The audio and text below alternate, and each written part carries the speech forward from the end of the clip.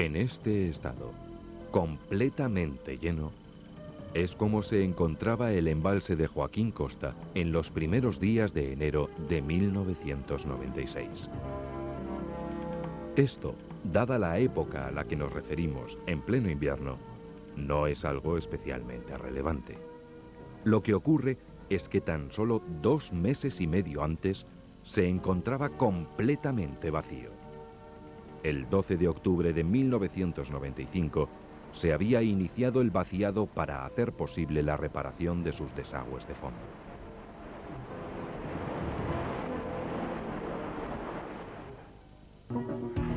Una vez puestos en marcha los trabajos que iban a facilitar la reparación de esos desagües, el 15 de diciembre de 1995 se iniciaba el llenado de Joaquín Costa. Apenas 2 semanas después, tal y como estamos comprobando, el embalse ya se encontraba en condiciones de poder atender la siguiente campaña de riegos del Canal de Aragón y Cataluña, cuyo inicio estaba previsto para el 1 de marzo de 1996. A lo largo de este vídeo, nos vamos a ocupar precisamente de todos aquellos aspectos relativos a la operación del vaciado. Pero antes, hagamos un poco de historia.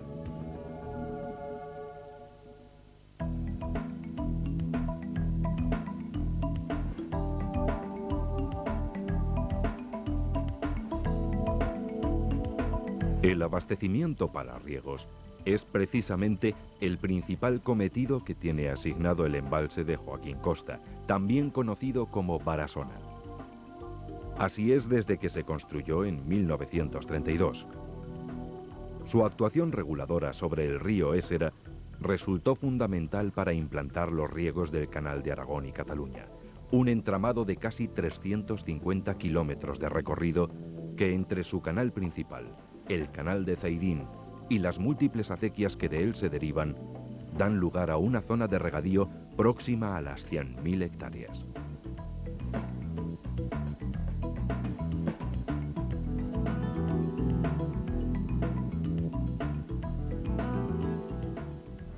El lugar escogido para su construcción, el llamado Congosto de Olvena, perteneciente al término municipal de la Puebla de Castro en la provincia de Huesca, permite abarcar una superficie de 692 hectáreas que se extiende aguas arriba hasta la confluencia del río Isábena junto a la población de Graus. Su capacidad en origen, aunque claramente reducida por los aterramientos producidos a través de los años, se cifra en torno a los 92 hectómetros cúbicos. Esos lodos acumulados en el embalse, junto a unas intensas lluvias que provocaron el arrastre de gran cantidad de materiales sólidos en suspensión, fueron la causa de que a finales de agosto de 1993 se interrumpiera la campaña de riegos del canal, al obstruirse la toma de abastecimientos que parte del embalse de Joaquín Costa. Se imponía la necesidad de actuar rápidamente. La Confederación Hidrográfica del Ebro dispuso todos los medios necesarios y en 6 días el suministro quedó restablecido. Pero la actuación de los buceadores, despejando la toma, no representaba a largo plazo una solución definitiva. Seguía existiendo el problema fundamental, el presumible deterioro de las compuertas de los desagües de fondo, que además de plantear dudas sobre un elemento de seguridad, representaba la imposibilidad de optar por otras formas distintas de suministro para el canal. La solución definitiva pasaba necesariamente por vaciar el embalse y sustituir esas compuertas. La única forma de acceder y poder actuar sobre las mismas.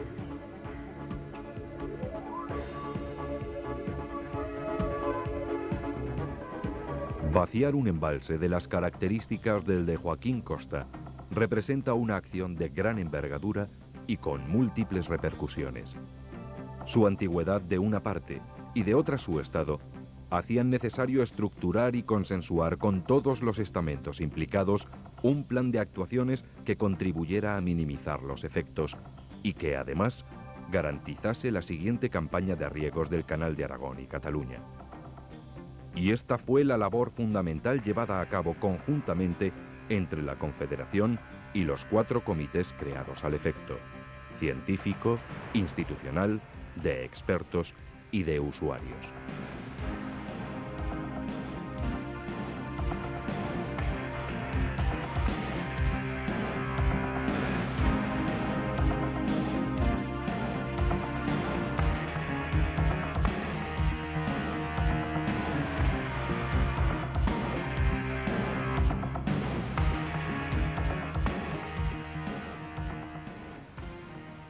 Antonio, volante.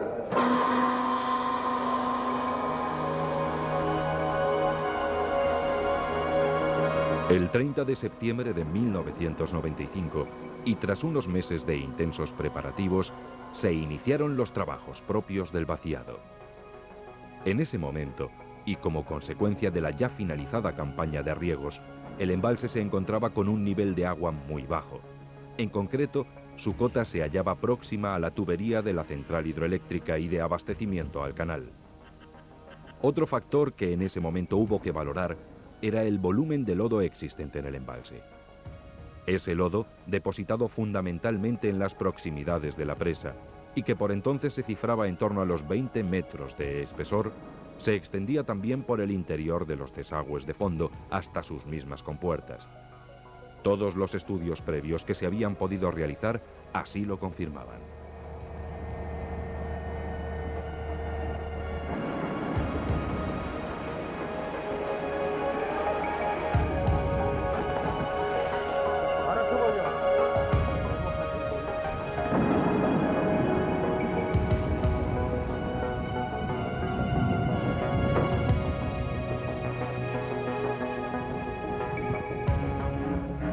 Tras conseguir levantar las compuertas, una labor compleja que requería del orden de 30 minutos para cada una de ellas, y recordemos que en total eran 6, contabilizando las de aguas arriba y las de aguas abajo, se pudo comprobar la existencia de esa enorme masa de lodo que se hallaba instalada en los túneles de los desagües de fondo, pero que además no se movía. Con esta comprobación, y con los estudios previos que indicaban la existencia de esa gran cantidad de lodo en el embalse, se confirmó lo que ya se sospechaba que podía ocurrir. El vaciado no se había iniciado porque la presión del agua embalsada no se transmitía, no llegaba a la boca del túnel por la acción del llamado efecto bóveda.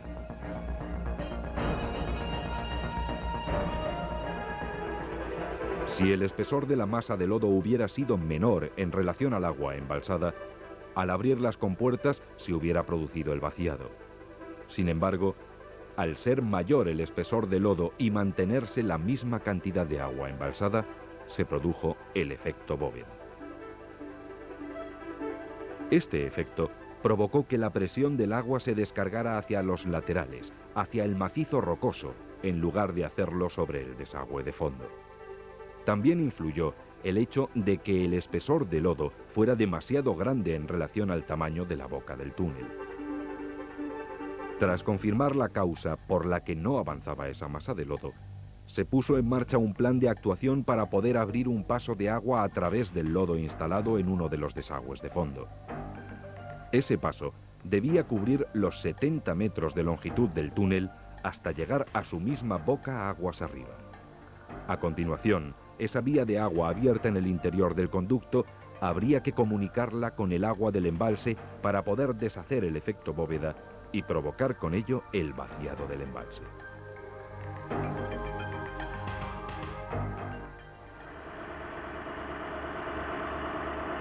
Lo primero que se hizo fue analizar las características del lodo.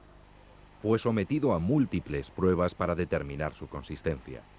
Varios equipos de bomberos desplazados desde Lérida y venidos también de la cercana población de Graus fueron los encargados de llevar a cabo una serie de actuaciones tendentes a averiguar su comportamiento. La instalación de un circuito cerrado de televisión resultó fundamental para obtener una información permanente y directa de cómo se iban desarrollando los trabajos. Tras los análisis efectuados y sabiendo ya cómo reaccionaba el lodo a las pruebas a las que fue sometido, se decidió que el método más adecuado para abrir esa vía de agua era el jet grouting. El jet grouting consiste en una técnica que mediante la inyección de aire y agua a muy alta presión permite romper o descompactar materiales sueltos con o sin cohesión, como era el caso del lodo instalado en los túneles de los desagües de fondo. Para poder aplicar el jet grouting en el desagüe de fondo, se realizaron una serie de perforaciones desde coronación como mejor método para llegar a cubrir toda la extensión del conducto. Se eligió el túnel izquierdo, pues el derecho planteaba más problemas, ya que una parte de la coronación se encontraba bajo el nivel del agua. Pero esta obligada elección sobre el desagüe de fondo de la margen izquierda planteó nuevos problemas técnicos. Entre la zona de coronación, desde donde se iban a realizar las perforaciones, y el conducto del desagüe de fondo a donde se pretendía llegar, se interponía la tubería forzada de la central hidroeléctrica de San José, que es a su vez la que alimenta al Canal de Aragón y Cataluña. Esta tubería de 4 metros de diámetro debía evidentemente ser preservada de las 7 perforaciones que se consideraron necesarias para cubrir todo el desagüe de fondo, lo que obligó a que se llevaran a cabo con una inclinación que resultó un factor de complejidad añadido, fundamentalmente dada la precisión que se requería y la longitud que había que atravesar, entre 60 y 70 metros.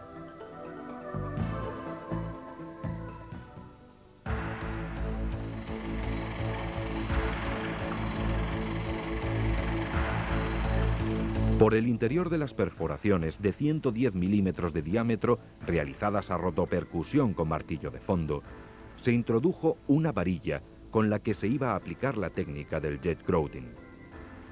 A través de esta varilla se inyectó aire y agua a 700 atmósferas de presión para abrir un boquete en la clave del túnel.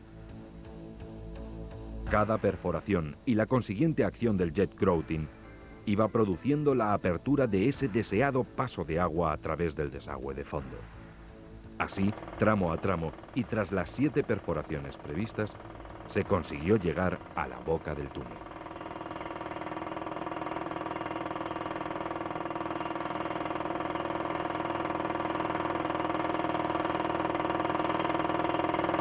La eficacia del empleo del jet grouting en cada una de las perforaciones se pudo ir contrastando de una manera permanente a través de la cámara de vídeo instalada frente a las compuertas y que era monitorizada continuamente. Entonces eso viene de pantano, ¿eh? Viene de pantano eso, ¿no? Sí, sí. ¡Guau! Ha empezado a comer, pero para el bajón. Si es que eso es un caudal muy importante, ¿eh? Yo digo más Ahí va, ¿y esa una arena? que sopla. Gracias a este sencillo sistema de televisión, se comprobaba que a cada acción del jet grouting se producía una salida de agua por la zona de compuertas. Teniendo en cuenta que el conducto inicialmente estaba seco, esta fue la mejor demostración de que la técnica escogida resultaba la más adecuada y cumplía perfectamente su misión: abrir un paso de agua a través del desagüe de fondo. Ahora solo faltaba comunicar esa vía abierta en el conducto con la masa de agua almacenada en el embalse para provocar el flujo necesario que deshiciera el efecto bóveda.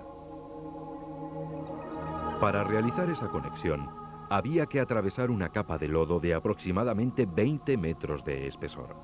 Se instaló una pontona en el propio embalse, desde la que se inyectaba aire a través de una sonda. Mediante la técnica del jet grouting y el empleo de esa sonda, se consiguió abrir la vía que lo hizo posible. De esta manera, se inició el vaciado de Joaquín Costa.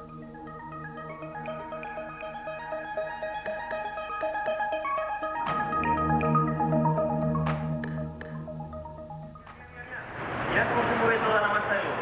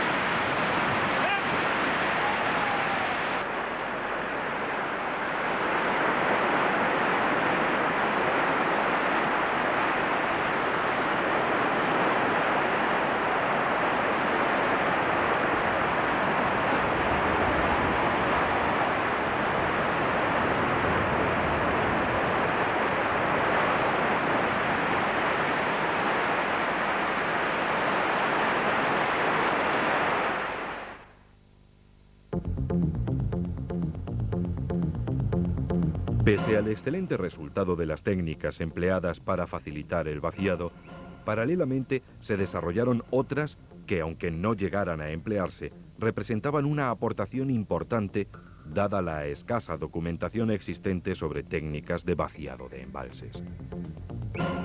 Así, la segunda de las actuaciones previstas se planteó como una alternativa al procedimiento de la sonda y con la misma finalidad: perforar esa capa de 20 metros de lodo. Se construyó in situ un tubo de acero de 500 milímetros de diámetro y 20 metros de longitud que se pretendía hincar desde la pontona. El tubo disponía en su base de una corona circular por la que se iba a inyectar agua a presión para facilitar la perforación del lodo. La extracción de este se realizaría gracias a la inyección de aire por su interior. Y para evitar que el lodo se adheriese a la pared del tubo, se contemplaron varias coronas a lo largo del mismo por las que se inyectaría aire a presión, creando así una película de aire entre el tubo y el lodo. La tercera actuación prevista, la del robot, se planteó como último recurso para abrir la vía entre el exterior del túnel y el agua embalsada. En esta ocasión, y para poder abrirse paso a través del túnel, el robot llevaba incorporado en su brazo articulado una manguera con agua a presión para actuar sobre el lodo. Teledirigido por control remoto, se iba a guiar a través del desagüe de fondo una vez introducido por las compuertas desde aguas abajo a aguas arriba. Estas eran las otras opciones proyectadas. Algunas incluso llegaron a contar con cierto grado de desarrollo. Pero como ya hemos visto, el vaciado se produjo antes de que fuera necesario aplicarlas. Con todo, era conveniente disponer de esas opciones de reserva porque el vaciado no permitía dilaciones de ningún tipo. Había que vaciar Joaquín Costa dentro de las fechas previstas.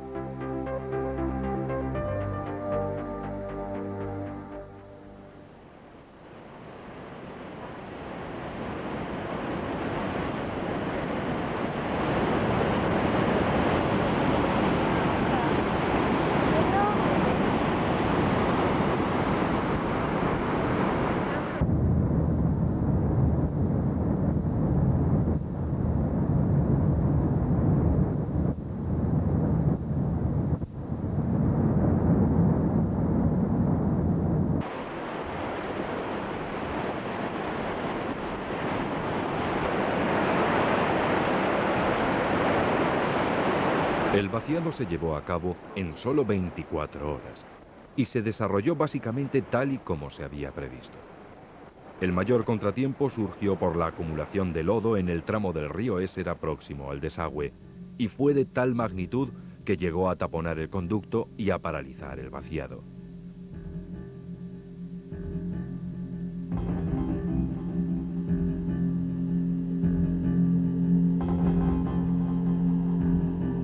Cuando el embalse volvía a coger carga con las aportaciones naturales del río Ésera, ese efecto se desvanecía y el vaciado continuaba.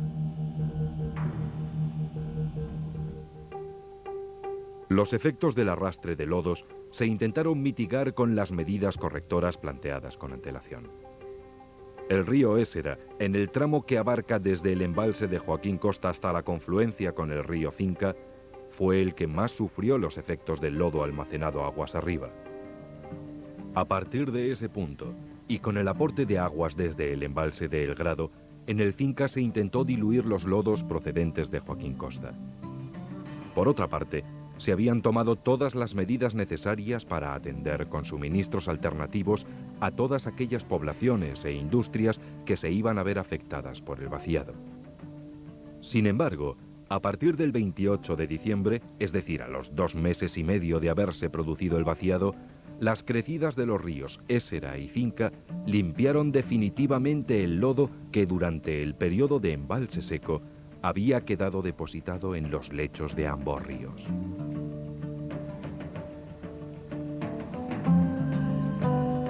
La infraestructura que no dio los resultados esperados fue la destinada a recuperar los peces del embalse.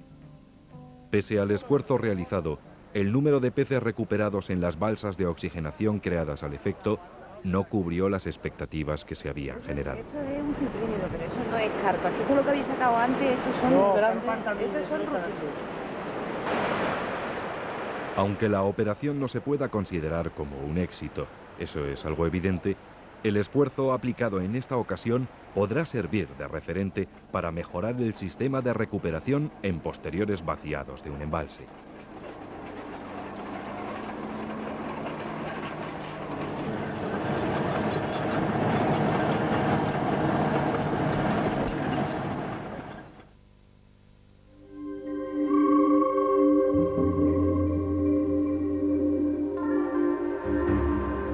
Tras la inspección ocular y después de valorar todos los parámetros disponibles, se optó por actuar en primer lugar sobre el conducto derecho, por ser este el que se hallaba en peor estado, y además en su interior se encontró una roca de enormes dimensiones. El tamaño más grande de una persona, vamos, completamente trabada. Aquí se ve la huella que dejó, si iluminamos un poco, abonar un poco, pues se ve perfectamente. La huella que dejó, esto es un revestimiento metálico, pues la propia presión del agua la hincó completamente en el revestimiento metálico. Al techo, al techo. Esta compuerta está partida y no puede trabajar, se podría reventar en cualquier momento.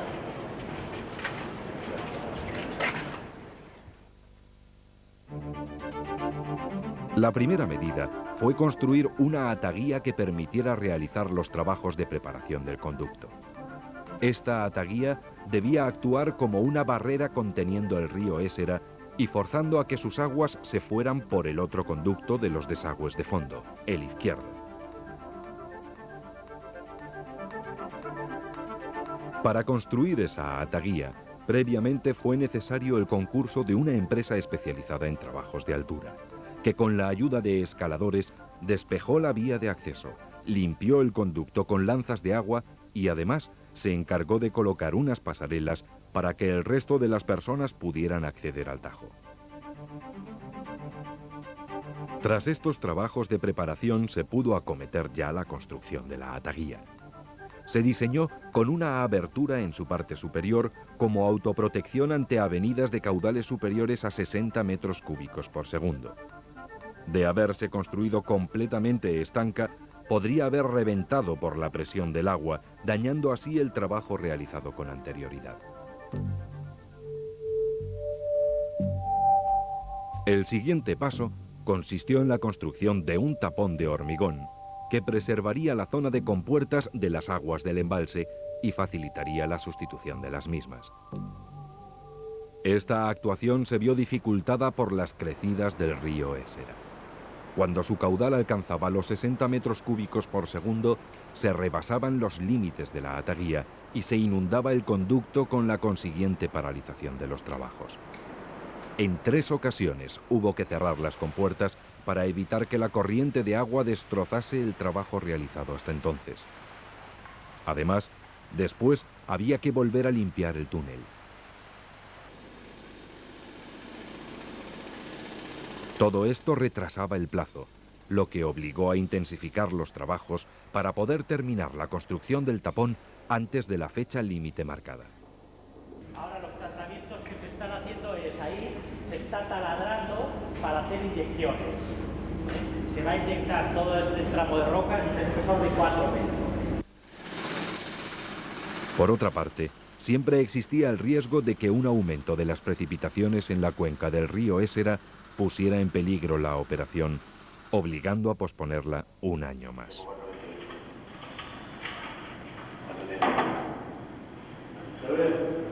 El rodillo. Ah, sí, pero no sé, mira, es 94 millones de tontos.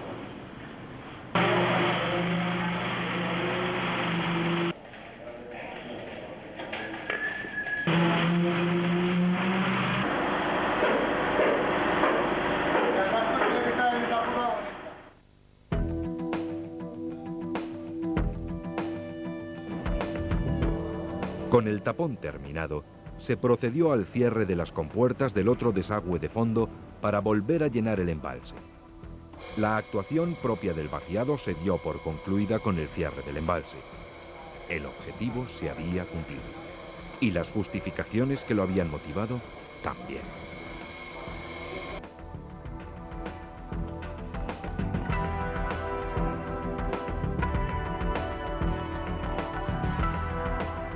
Se pudo comprobar cómo las compuertas de los desagües de fondo, una de las principales razones del vaciado, no se encontraban en buen estado.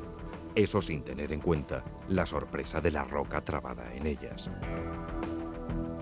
También se pudo comprobar que el aterramiento del embalse alcanzaba a la toma de la central hidroeléctrica, lo que justificaba lo ocurrido el verano de 1993 y el riesgo de que se repitiese cualquier otro verano.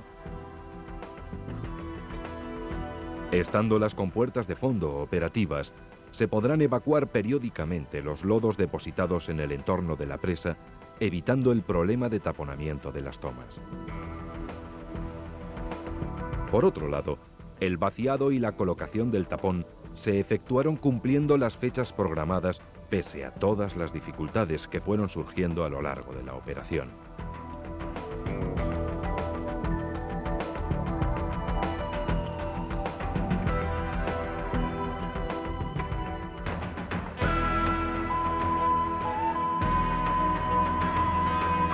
A los 15 días de haberse cerrado, el embalse se encontraba de nuevo completamente lleno. Esto fue posible gracias a una climatología generosa en lluvias, pero sobre todo, y no debemos olvidarlo, al esfuerzo de un grupo de personas. Su trabajo garantizó el inicio de la siguiente campaña de riegos del Canal de Aragón y Cataluña, y evitó que los efectos del vaciado perjudicasen a los abastecimientos a poblaciones, industrias y también al ecosistema de la zona, que al poco tiempo se encontraba plenamente restablecido.